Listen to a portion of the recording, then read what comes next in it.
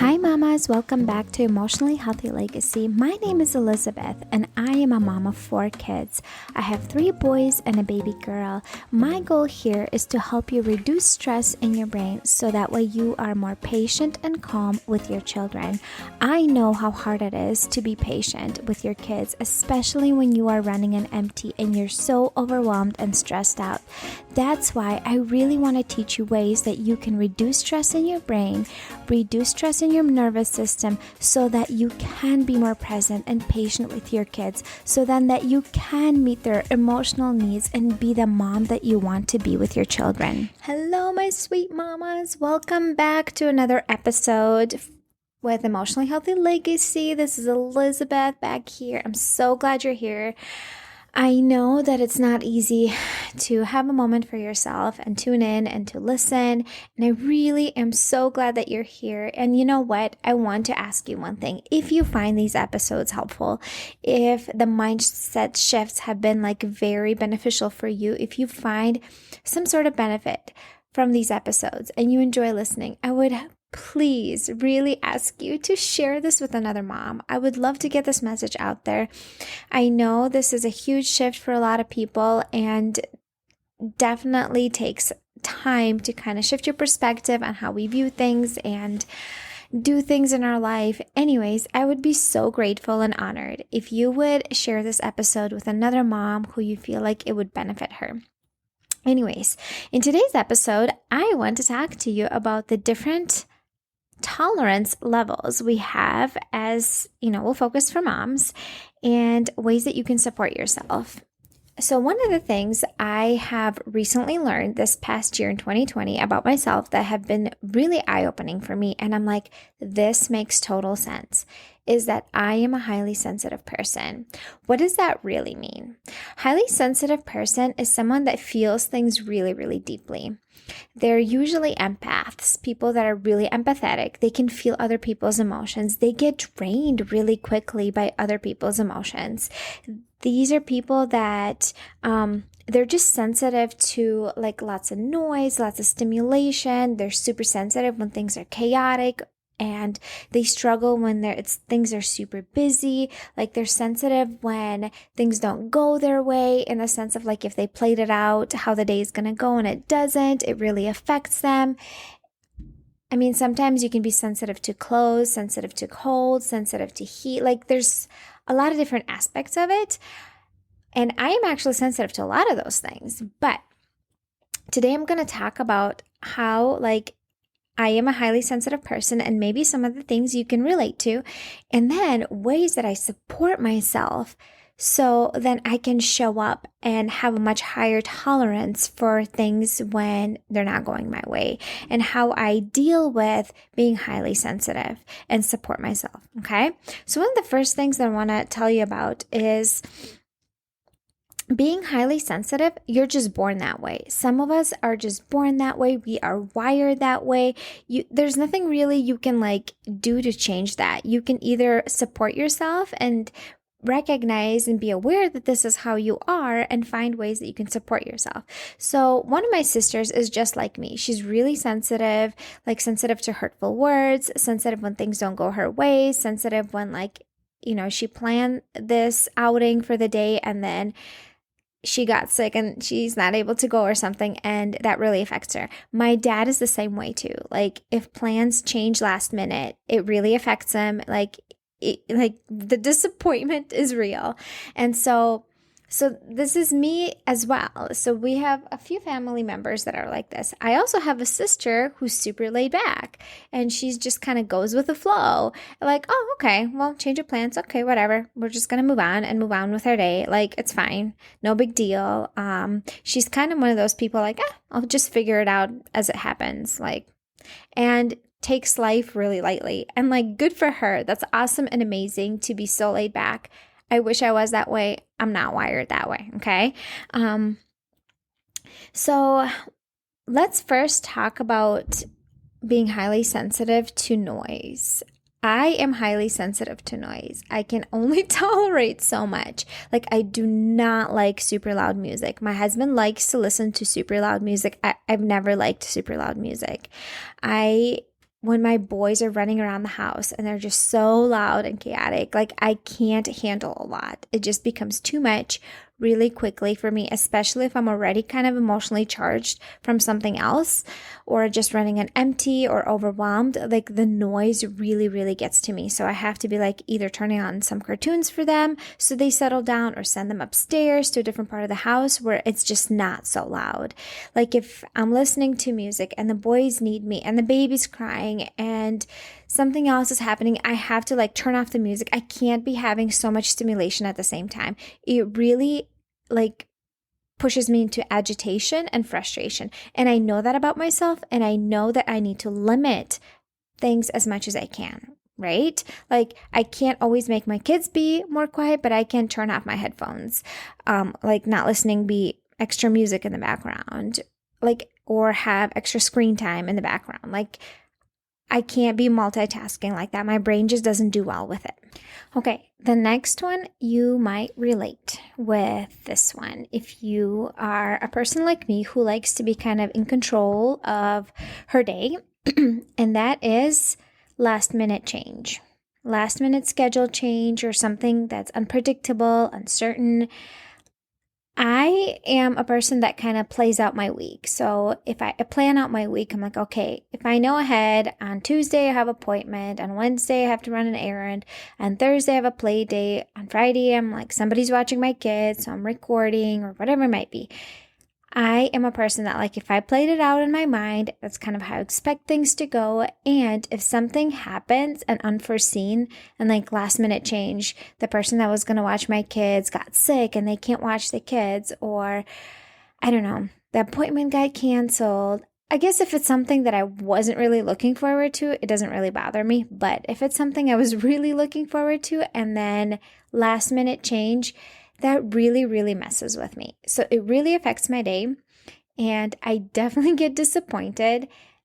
And honestly, I need a little bit of time, like an hour or two sometimes half a day. I guess it depends how big the thing I was looking forward to just kind of like, I don't know, be sad about it, be disappointed, let myself just be and allow myself some space to just feel the disappointment of things not going the way I planned them out in my mind. I have a son who is a very like me in this area, and I have to be so careful with him. Let's say if we have a play date set up with him and a friend and he asks me about it, I don't tell him about the play date until the day of, and I know I'm like, we're about to leave literally to the play date. The reason is because we had many times where things got canceled like the day before or the day of, if someone got sick or something came up. And if he had an expectation that he's going to have a play date with a friend and it did not work out, he has an extremely hard time. He has a really hard time being flexible with this. And so I need to be very like empathetic and understanding with him and be like, hey, I know you're really looking forward to this. This really sucks. Like you were hoping to hang out with your friend. You were expecting to. This is not what you wanted. I have to really use a lot of those words to kind of like let him feel seen and allow him some space to just be disappointed, because that's just his personality. My second born kind of goes with flow. He doesn't really like, oh, okay, well, it didn't work out. I guess like he'll be disappointed, but he's not going to dwell on it for a long time. My oldest one really will dwell on it for a long time. So, and that's like, you cannot force someone out of a feeling. So, and I have learned to give my oldest one some space when he is having a hard time like that. Okay. So I struggle with this. I have a low tolerance in the sense of like last minute schedule change. Okay. The next one is other people's feelings and big feelings. I get drained really quickly. So let's say if my son comes from school and he had a hard day at school, and he will just have a big meltdown and get triggered quickly and starts crying or can't do homework and focus. He gets disappointed or frustrated really quickly. I do take on other people's feelings in the sense of like, I don't, and that not in the sense of like, oh, I feel like I'm responsible for their feelings, but in the sense of like, they really affect me. and I get drained quickly. So regulating your own emotions takes a lot of energy. Staying regulated when someone else is having a meltdown takes even more energy, right? Because you have your own triggers, then you have the external trigger of someone else crying or melting down. I'm talking about kids here. So I get drained really quickly. And so I really have to be intentional about protecting my energy, because oftentimes if I had like a half an hour session with one of my kids who was having a hard time, I literally have to go to the bathroom for like 5 minutes and be like, take some deep breaths, like center myself, calm myself, like recharge for a minute, and then go back into my day, because it really honestly does drain me. I'm really sensitive to that. Okay. You may relate to some of these things. Busyness. I do not like being busy. I do not like chaos. I do not like just go, go, go all day long. I need white space in my day. I need extra space in my day where I can take my time or decompress. And that is one of the reasons I do get up before my kids in the morning. Well, most mornings. Now that my baby is starting to sleep through the night, I started to get up in the mornings again so I can have that time to recharge, to decompress, to fill up my cup, to center myself, ground myself for the day. I need that space because I absolutely do not like being busy. I can handle a day like that, maybe 2 in a row, but I cannot handle day in and day out constantly busy. I get drained so quickly with that. I get overwhelmed really quickly, super sensitive to that, okay? I don't know, maybe one of your kids is just like that. They can't do busyness. It really affects them, okay? Hey dear mama, is this you? Are you overwhelmed on a regular basis? Is your baseline constantly stressed out? You're agitated, you're frustrated, you're annoyed. You're just not your best self. You notice that you're just reacting to your day instead of responding. What if you knew exactly how to stay calm when you felt overwhelmed? If you had the ability to reduce the daily stress and find your inner peace whenever you wanted to? If you were able to have more peace and calm within your household? What if your family could describe you as a happy and calm mama? What if you brought calm and grounded energy into your home? Imagine if you were able to completely avoid exploding on your family. If you could recognize what you feel and why you feel it. If you could easily communicate your feelings and your needs within your relationships. If you could stay calm without yelling when your kids are acting out of line. Imagine if you could go to bed without feeling the mom guilt and the pressures of motherhood. Hey mama, I'm a stress and emotion coach for moms. I help stressed mamas manage their emotions so they can stop being snappy and respond with patience and calm. If you're struggling with yelling at your kids, easily losing it, or constant overwhelm and chronic stress in your life, then it's safe to say that you need a stress coach. I just opened up my beta program, which is 12 weeks long for one-on-one coaching, and we customize it to you. So this is everything that has to do with reducing stress, minimizing it, simplifying things, delegating things, how to control your emotions, how to manage them, how to proactively support yourself. Here's the thing. I already taught you a lot of stuff. If you're listening to this podcast, you already listened to probably multiple episodes and you know what to do. But are you doing it? Are you implementing? Nothing is going to change if nothing changes. I want you to follow through and do the work. And I will be your biggest cheerleader. I will be along the way. I will be guiding you. I will be checking in on you, making sure you're following through and implementing what needs to be done. We will be doing homework together. We will be customizing this to what you are going in your life. Obviously, everybody's in different positions in life and everybody's in a different place, and it will be customized to you. I don't want you to silently struggle. Mama, you don't have to stay there. I know you are in a rough place. I know this is not the childhood you want your kids to remember you as. like a reactive, stressed out, angry mom. You don't have to be there. I am calling you. This is to you who wants to change the legacy of your family. This is for you, mama. In the show notes, you can click a link below that goes into detail about the program. Also, you can set up a free stress management call with me. It's free, and we can go through whatever is heavy and stressful in your life right now and come up with a plan of things that you can do differently. Also, you kind of get a feel of the way I coach and the way I teach, and if that's something you want to invest in. I would love to help you out, mama. You don't have to stay stuck like this. Reach out. Sleep deprivation.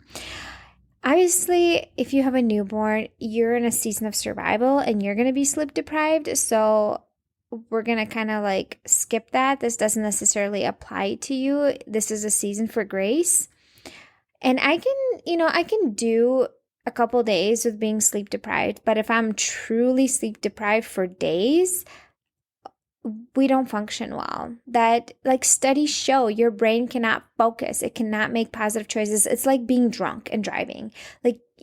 We've had stories, of stories of people like falling asleep behind the wheel because they can't focus and concentrate. It's a thing.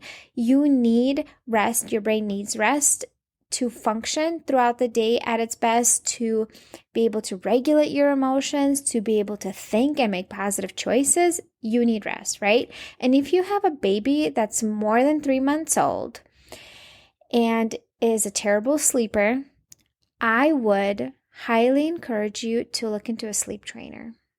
I know this is not a thing for everyone, to each their own.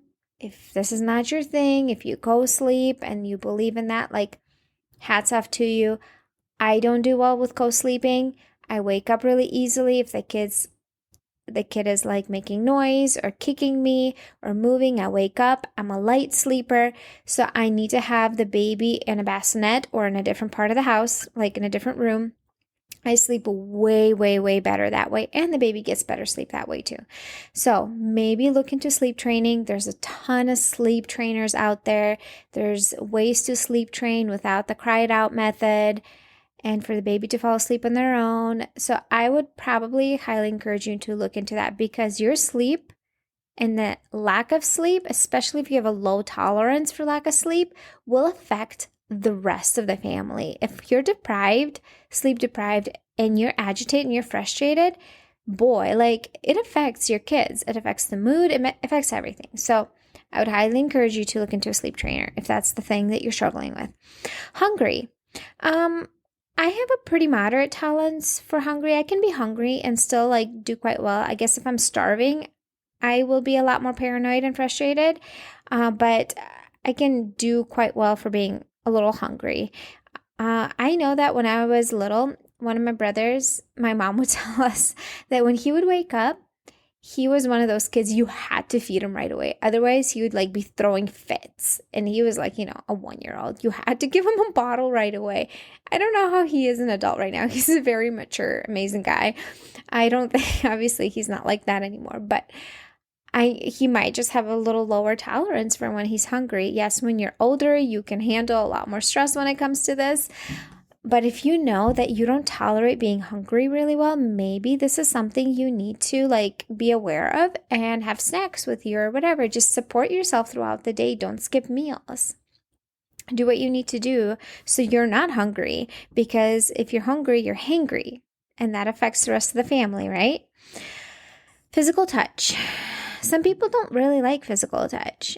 I don't mind physical touch, but I do have a limit. So by the end of the day, especially if I had a rough day, things not going my way, I need some space. And I'm like, please don't touch me. Like, I need some space. Sometimes my kids do want to touch me, and depends on the day. If they really need it, I will push through and power through. But obviously, if I'm like, sometimes I'm like, no, I'm sorry. I need some space. Please don't touch me. Leave me alone. I need time to decompress and regroup, so then I can show up as a better mom the next day, right? All right. Feeling sick. Everybody's different. I also know this about myself, being a highly sensitive person. I don't do well with feeling pain and feeling sick. I'm kind of a baby when it comes around to this. Maybe I'm a little high maintenance, but I know this about myself. So if I have a headache, I will typically take something just because I know if I have a headache, I'm a lot more agitated and snappy, and I don't want that with my kids. And I know that about myself, right? I don't get headaches a lot because I prioritize sleep. I reduce stress in my life. I try to simplify things. I rarely get headaches, really rarely. And I don't really have any physical pain, but when I do, just because I don't have it often, it affects me and it really messes with me. So if you know this is a low tolerance thing for you, and if you struggle with headaches a lot and migraines, well, okay, let's figure out the root of it. Why are you getting headaches in the first place? Is this a diet thing? Is this a stress thing? Is this an alignment thing? Do you need to go to a chiropractor? Like, what is the root? There's always a reason why you're getting headaches. They don't happen for no reason. So figure out the root issue of it so then you can show up as a better mom. That's my opinion. Obviously, you do you. I'm not, telling you have to do this. All right. And then a couple other things that I'm sensitive to, and you may have a low tolerance for this as well. Mess. I do not like messes. My house for the most part is tidy. I guess for a house of having 4 kids and not having a lot of space, for the most part, it's pretty tidy. It's not deep cleaned often. Actually, super rarely I deep clean my home, but it's pretty tidy because when things are very messy, it's like in my brain, I feel like everything is messy. The physical mess creates mess in my brain, and like it's just like, I'm like, I can't, like I have to clean it up. I get so overwhelmed and frustrated. And obviously, like, this is not a spiritual problem. This is a physiological thing. Like, your brain, that's just the way it functions. That's the way you were designed. So if you notice that you get really agitated by the mess, all right, maybe it's time to declutter and get rid of a lot of stuff. So then there's less things to create a mess with. I will recommend you this course and a book and this influencer that I learned so much from. She's been super transformative in my life, like affected me a lot in a positive way. And I would highly encourage you to check out her stuff. Her name is Ali Casaza, and she teaches how to simplify everything. She has a course, it's called Uncluttered Home. She has a book, it's called Declutter Like a Mother. It's amazing. I've learned so much from her. I have multiple of her courses, and they have greatly influenced me in a positive way. And one of the biggest things that I started out with was decluttering my home. And when I decluttered my home, I ended up having a lot more time in my day. And that's why I decided to start a business. And that's how I'm here today, okay? So mess does affect me a lot, and I know that about myself. So that's why I simplified a lot of things in my home so things don't get as messy. I don't have a lot of stuff for this reason. Obviously, everyone's different. Some people can handle mess, and that's just fine. They're not bothered by it. I had a friend a while back. She was not bothered by the mess. It just didn't bother her. But I'm not that way, and I know that I'm wired differently. And so I need to find ways to support myself, which was decluttering and simplifying my home. Okay? Also, the next thing I'm going to mention is being super sensitive to rejection or hurtful words. I struggle with this. My oldest one really, really struggles with this. He's so sensitive to rejection and people saying hurtful things to him. Like the other day we had a snowstorm, and I told the boys, I'm like, you can go around the neighborhood and ask people if they want their driveway shoveled, and if they do, maybe they'll pay you some money, right? And so my oldest one went and asked 2 people, and both of them said no, and so he gave up. He did not like being rejected. My middle one, he's the one that kind of goes with the flow, and he's just fine. He'll move on. He asked 10 people, and 2 of them said yes, and he earned like $10 that day. So, he's not so sensitive, but I'm very sensitive to rejection. And it affects me deeply. I'm like, oh, they don't like me as a person. And I really have to reframe my mindset that it's not about me. Let's say for my son, he asked them to shovel the driveway and they said no. Well, maybe it's not about him at all. Maybe they just didn't have cash with them. Maybe they wanted to do it themselves. Maybe they didn't want to spend the money. Whatever the reason was, like if I am inviting you to a one-on-one coaching with me and you say no, well, oftentimes it's not about me, right? It's sometimes you're just not ready to commit. Maybe it's not the right time in your life. Maybe financially you can't invest, whatever it might be. It's not about me. And I have to constantly remind myself, rejection is redirection. I heard this quote a while back and I really like it. Rejection is redirection. So it's not about me. I'm just redirected. And the last one that I want to mention too is that thing that I'm actually sensitive to, and you may relate with this as well, is running late. I do not like time pressure. And I've said this for years to my husband. I'm like, I hate time pressure. I hate time pressure. If we're rushing out the door and I'm running late and can't find a kid's shoe and I'm forgetting something and someone's expecting me to be somewhere and I'm just running behind, I get really tense and really frustrated, and I hate time pressure. It's just not my thing. Some people don't mind being late, but it's usually those people that are just laid back and go with the flow, right? So I'm type A. So how do we live with this, right? It seems like I'm pretty high maintenance in the sense of like, I'm sensitive to a lot of stuff. I really, really am. So how can I support myself for the day? Obviously, there's lots of things that happen in the day that don't go my way. Things will shift, the schedule will change, something will come up. We didn't get a chance to eat on time. The kids are cranky, they're melting down, they're creating noise, they're fighting. Like, we're running behind. We can't get out the door in time. Like, there's constantly going to be things that are not going my way. So, what do I need to do for myself to support myself so I am a lot more tolerant to those things during the day, right? What can I do on a regular basis proactively to support myself so then I am less agitated, frustrated, and less sensitive to all those things that we mentioned, okay? So, here's what I do. Ready? Okay. I get up before my kids and I have some alone time. And I have some time to center myself and ground myself, do some deep breathing, visualizing, positive affirmations, praying, gratitude. Sometimes I move my body.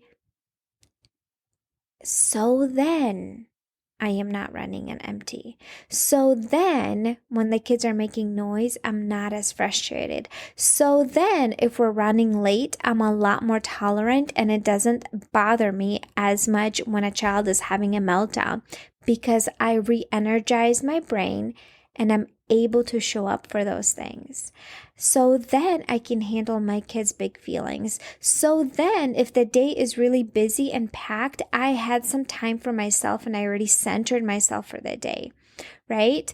I'll have this time in the morning. Typically, I try to have a little bit of food, some breakfast, and then I can show up for the rest of the day and handle all the things that come my way and be a lot more tolerant to them and not as easily sucked into those things and those big negative emotions or challenging emotions, should I say.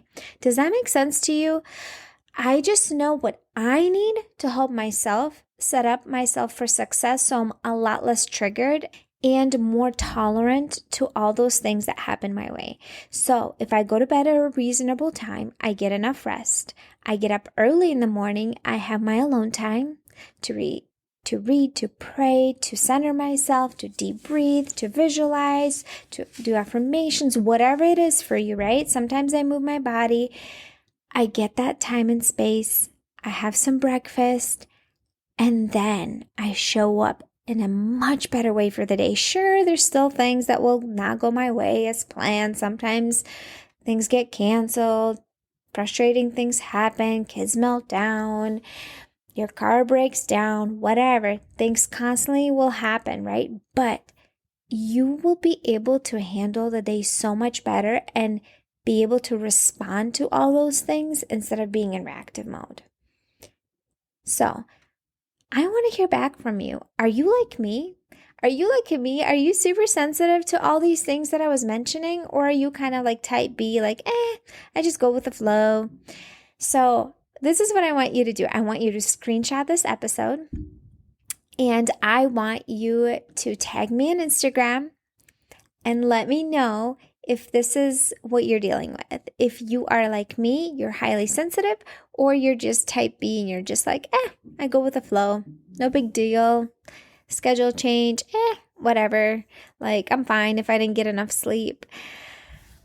I would love to know if there's other mamas out there that are like me. I know you're out there, so I know you are. Just help me feel a little bit less alone here.